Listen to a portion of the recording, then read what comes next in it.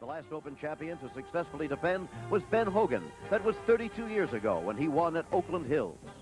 Or will it be Calvin Peete? No black golfer has ever won the Open, but he could do it today. The man who followed the migrant workers trail until discovering golf at age 23 is just one shot behind. Will it be the kid from Spain becoming the first of his country to hold the title? Or the defending champion, Mid-America's hero, Tom Watson? Or Cal Peete, Horatio Alger, 1980s version? Or will it be someone else?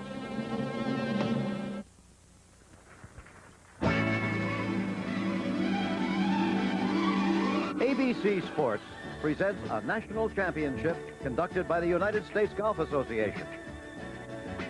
Today from the Oakmont Country Club in Oakmont, Pennsylvania, it's the final round of the 83rd United States Open Championship.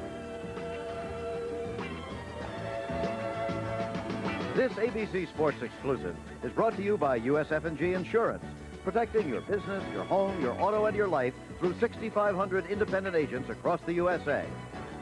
By GTE, advancing technology and telecommunications and electrical products. By the Associates, for business and personal financial services, our money's on you. And by Lincoln Mercury, offering a complete range of contemporary automobiles for 1983, from front-wheel drive cars to 3 distinct luxury models, everything from Lynx to Lincoln. Here's how they stand at this moment, about to tee off in just a couple of minutes. The leaders, Tom Watson and Seve Ballesteros. Cal Peete and Larry Nelson, you see nothing next to their names. That means that those last two groups of two have not teed off as yet. You see that Ray Floyd has played 1 hole, 1 over. Hal Sutton, 3 over after 1. Gil Morgan, 3 over after 1. That's the way the scoreboard works. Here, then, are some of the other leaders. Andy North, the former champion. Roger Maltby at 69 yesterday. David Graham, a former champion. Mike Nicolette, local boy makes good. The temperature, well, you see it there, and the other weather conditions, the most operative one again today. Chance of rain, 60%. At the moment, it's okay. Sun is shining from time to time. We may make it, and make it all right. There's already been one moment of drama in this championship. It happened a while ago when Arnold Palmer came up the 18th green. It could be the last time he walks up to 18 in the United States Open Championship. For several years now, he's been here by special invitation. That may not happen anymore. He might have to try to qualify next year, and he might not make it. So this could be adieu.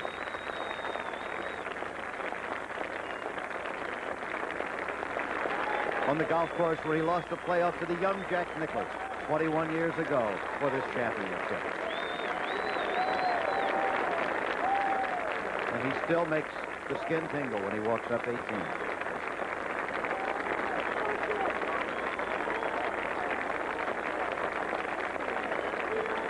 The man who caused a tremendous amount of interest in the game of golf. Now, this is Brad Faxon. He finished just a couple of minutes ago and will be the low amateur in this year's U.S. Open Championship. Brad, young man from Furman University, played on the Walker Cup team. You were over there just a couple of weeks ago, Dave. Now to the first tee. 469-yard par 4. And again today, we'll be following the leaders every step of the way. All 18 holes until we determine the 1983 United States Open champion. Could be a tie, of course. If so, it'll be a playoff tomorrow, and we'll be here for that. But enough about that later on. It certainly would be better to determine a champion today, and there is David Fay. The final round. The referee is Bill Campbell, president of the United States Golf Association from Huntington, West Virginia. The observer is Ed Marshall, a member of the USGA Executive Committee from Huntington Valley, Pennsylvania. The special observer is Ted Harker, a member of the Royal and Ancient Golf Club of St Andrews, Scotland. The players are the defending National Open champion, Tom Watson, Kansas City, Missouri. Trying for those back-to-back Opens. Greatest player in the world for the past 4 or 5 years. And Severiano Ballesteros, Santander, Spain. But those from Europe say, wait a minute, it isn't Watson any longer. Maybe it's this man. Maybe it's Seve Ballesteros. Mr. Watson has the honor. Play away, please. Talk about high drama on a golf course. Dave, you could not have more of a confrontation than this. The two greatest players in the game today, is that fair to say? I would sure think so over the past number of years. And, of course, Seve is underrated, I feel, in this country. He feels like we call him lucky, but when you keep doing it, Jim, you're not lucky. You're just good. Maybe some of the people just don't want to admit it. But anyhow, here's the defender.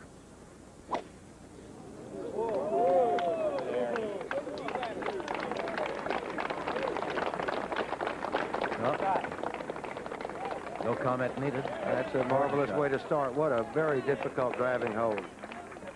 Bob Rosberg will be walking with that group as Seve steps up to tee off. He hasn't changed his game plan either, Jim. He's going off with an iron. You won't see too many woods by this man. I play with people like this, but they don't play near as well as he does. That's right.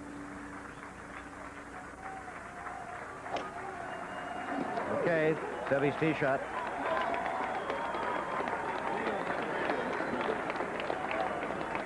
And he's just caught the edge of the rough, but the lie does not look too bad. So, the final twosome of the day has gone off. It's going to be a long afternoon. It's going to be a fascinating one, and almost certainly an exciting one. I'm Jim McKay reporting from our anchor position high above the 18th green. A championship here that started at 7 o'clock last Thursday morning when Rodney Kimmel of the Adams Municipal Golf Club in Bartlesville, Oklahoma, became the first player in this year's U.S. Open. He isn't with us now. After rounds of 80 and 84, Rodney was on his way back to Oklahoma. But he has played in the Open, and since then, we have seen lightning and thunder and hailstones and rain. We have seen a great amount of wonderful golf. We have seen the golf course, however, very successfully defend itself against the onslaught. And now we're going to take him to the finish. Let's bring in Dave Marr, former PGA champion, and one hardly knows where to start with the stories. Well, you've started a little bit there in the opening with Tom and Calvin and Seve, and it looked this way at Augusta with a number of good players that were up there, and Seve broke it open right away. I don't look for that to happen here because the golf course is right at the Masters. I don't look for that to happen here because Oakmont is a different golf course. If it's broken open, it will be because a player plays badly rather than another player playing well, I feel. But there are other stories. You got Raymond Floyd, who has never seriously challenged for U.S. Open. No reason for that. For 20 years, been one of our best players. You've got Hal Sutton, who's probably the best young player out here today, and second leading money winner for the year. He could even take that position over with a good finish here. Larry Nelson, not enough said about Larry Nelson. He's had a very poor year putting. Seems to have found it yesterday, and with that 65, shot the lowest round of the tournament by 3 strokes. That shows a lot about him. And there's any number of players, Jim, that come out of the pack. No question about it. The golf course in a little faster condition, perhaps, than yesterday. Well, it could be a little faster, and certainly the rain is not going to make the greens any slower. All they could do is maybe hold a little better. So we look at it there, the turnpike and the railroad tracks cutting through part of the golf course does not come into play, really. This is just a real fine golf course, loaded with tradition, Jim. Sure is. Well, here is the first hole, 469-yard par 4, and it has been fearsome all through this week, but even more so today, it seems to me, of many of the groups, good groups, people who have been playing well, have had bogeys and double bogeys. This is Ray Floyd on the second green right now. Putting downhill, in case you wondered why that was so fast. That was a very, very nice putt there. Ray Floyd at 1 over par for the championship is 2 strokes off the lead. All right, and he's safely in. North Carolinian, who's never won the Open, as Dave said, never challenged seriously for it, and nobody knows why. Certainly he doesn't, because he's one of the best players in the world and has been for a long time. Cal Peete on the first green. He has had problems on this hole. He already lies 4 on the par 4 hole.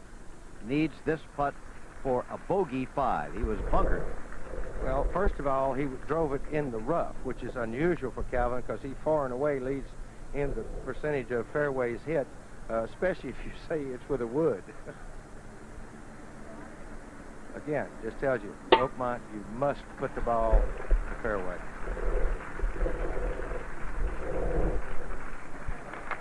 A bogey 5 for Cal Peete drops him to 1 over for the championship. 2 strokes off the lead now behind Watson and Ballesteros.